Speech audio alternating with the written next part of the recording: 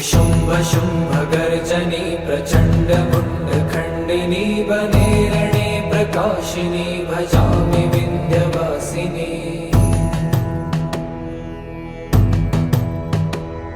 त्रिशूलमुण्डधारिणी धराविघातहारिणी गृहे गृहे निवासिनी भजामि विन्ध्यवासिनी।